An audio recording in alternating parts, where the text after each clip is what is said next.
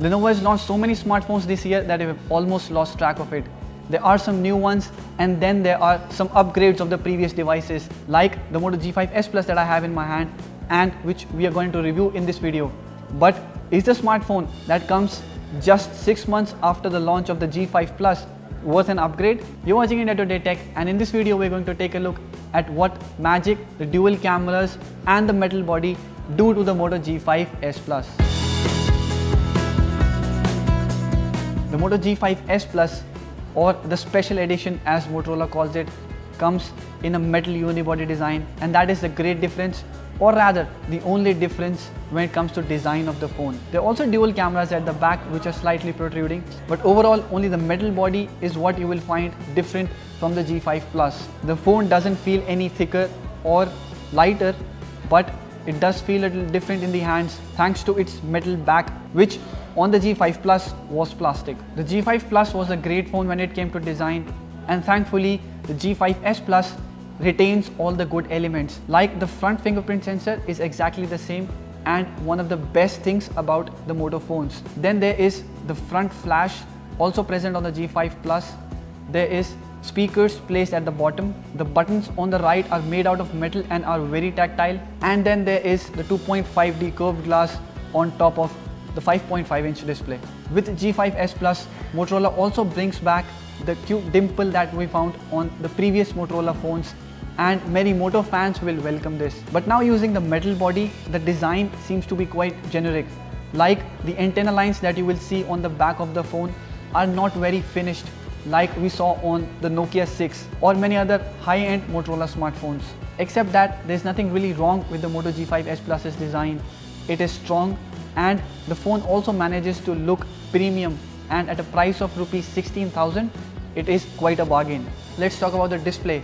The Moto G5S Plus has a 5.5-inch screen which is slightly bigger than what the Moto G5 Plus had. It is an IPS panel with a resolution of Full HD, and we found that the color reproduction and the brightness of the screen is as good as what we saw on the G5 Plus, which is great compared to phones in this segment. We compared the display with the Mi A1 and the Nokia 5, and we found that the Moto G5S Plus has the best display of them all. There are also some cool features on the Moto G5S Plus, like the night display, which is kind of a blue light filter taken from the Moto Z lineup. And then there's also the Moto display, which is similar to the always on display that brings the notification to the lock screen and fades them out automatically. We previously thought that this feature might be taking a lot of battery because it's generally implemented on OLED screens, but we have seen that it doesn't sap much of power on the device. Speaking of the battery life, the Moto G5S Plus delivered great battery backup during our usage. This is quite surprising as the G5S Plus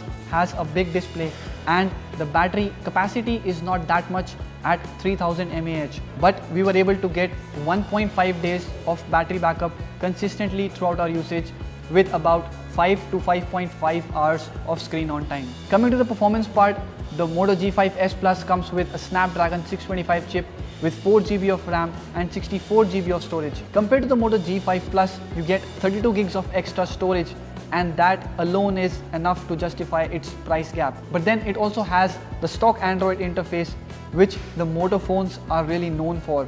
Motorola has greatly optimized the software on the G5S Plus, and you don't feel any lag whatsoever while using the phone.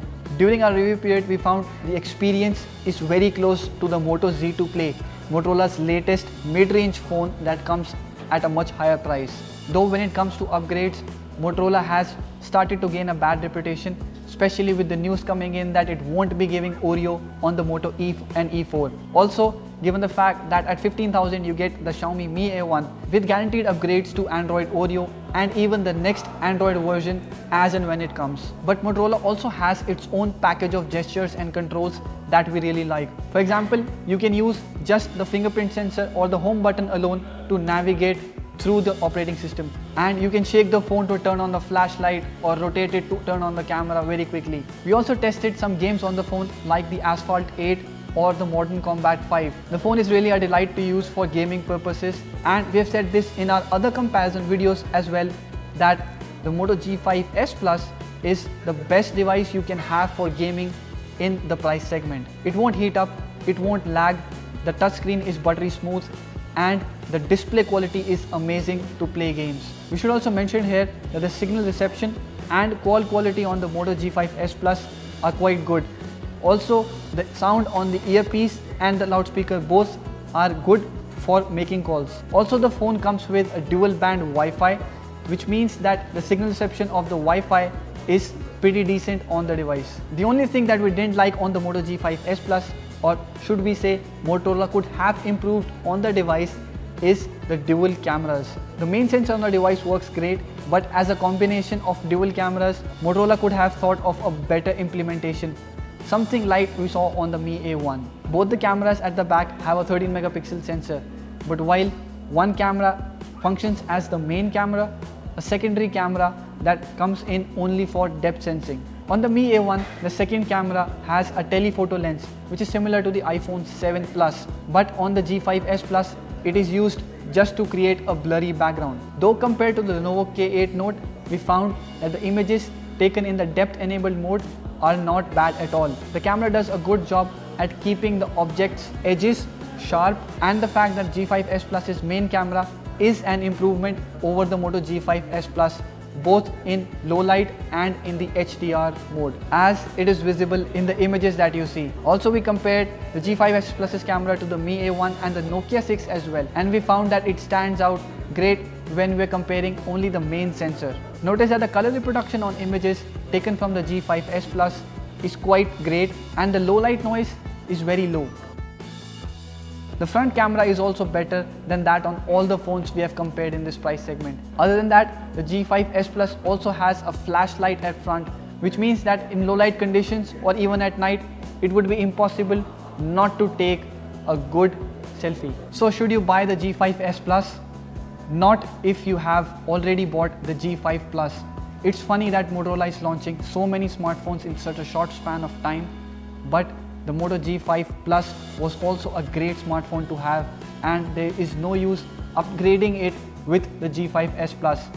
But if you haven't bought the G5 Plus, the G5S Plus, especially compared to the Mi A1 and the Nokia 6, turns out to be a great smartphone. It delivers the performance that you get on the Moto Z2 Play, well, almost, and it is built out of solid metal, which when compared to the Moto G5 Plus not only gives a better and more premium look, but also a more comfortable in hand feel. Even after all of its drawbacks, the Moto G5S Plus is a complete package. And if your budget is not restricted to 14,999, the G5S Plus is the best device you can buy right now under 20,000 rupees. So what are your thoughts on the Moto G5S Plus? Let us know in the comment section below. Also, if you have liked this video, give it a thumbs up and share it. And subscribe to our channel to get honest reviews and latest updates on technology. Thank you for watching.